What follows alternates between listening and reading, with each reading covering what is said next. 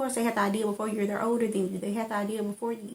So, of course, when you're younger, you're doing an idea and not seeing the older person do it. And you're like, oh, I thought this was my idea. I remember, and this is very, I mean, I guess people could do this too, like go look up to see if somebody have it, but it's not always easy to find, you know, if somebody had your idea or not.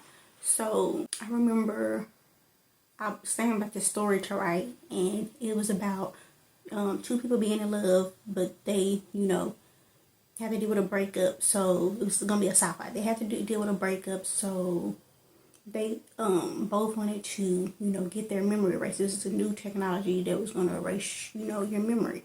So, and then they can go on without the pain. Actually, it was a little broader than that. It wasn't just about love, but love is usually the main topic in like stuff that I write. So it was any painful thing. So if it's a death happened, it was gonna be this new technology that can erase that memory from you, so you don't even know that it happened. You don't even know it exists, so you're not living with the pain, right? So almost creating like this emotionless society, right? Or a society without pain, whatever. So and then basically fast forward to the end of the movie, both of them are gonna meet each other again, but then the cycle is gonna repeat because obviously they didn't know that they knew each other because the memory was erased, right? So I had this idea. I don't know when the idea was, but I just had an idea. It wasn't recent, but it was a while ago. So I was looking up to see if any stuff like this had exist, right? Looking up. Then I found the Jim Carrey movie, which I grew up on Jim Carrey movies, like, you know, Cable Guy, obviously The Mask and stuff like that. But I had never heard of this movie. I didn't even know this movie existed. I watched it after I looked it up, but I didn't know this existed. And it was it's a long title. It might be the longest title in movie history. It's like Spotless Mind of the something child. I went and watched it, and basically Jim Carrey and this girl, they was in love, and then they both had their memory, you know, erased of each other, and then at the end they basically run each other again. Literally my exact idea. I never had heard of that movie before in my life. I never knew that movie existed.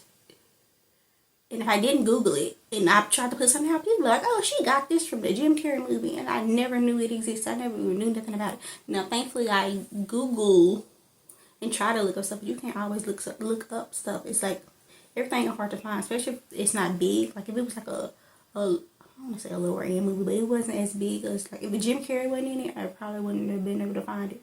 And that's a sci-fi. Usually I feel like with sci-fis, I'm like, two people can have this idea, because it's like, it's a sci-fi. It's like, you think of all these intricate ideas and all this other stuff. So, of course, my thing was slightly different, but the overall idea of it was the same.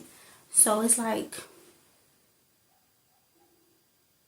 and obviously, that movie came out before I thought of it.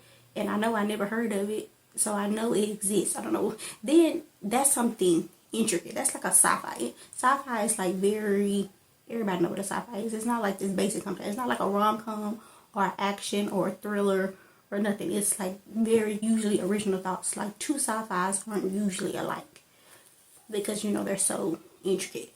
But if I can have the same idea as somebody with a sci-fi, imagine a basic thought. See you later.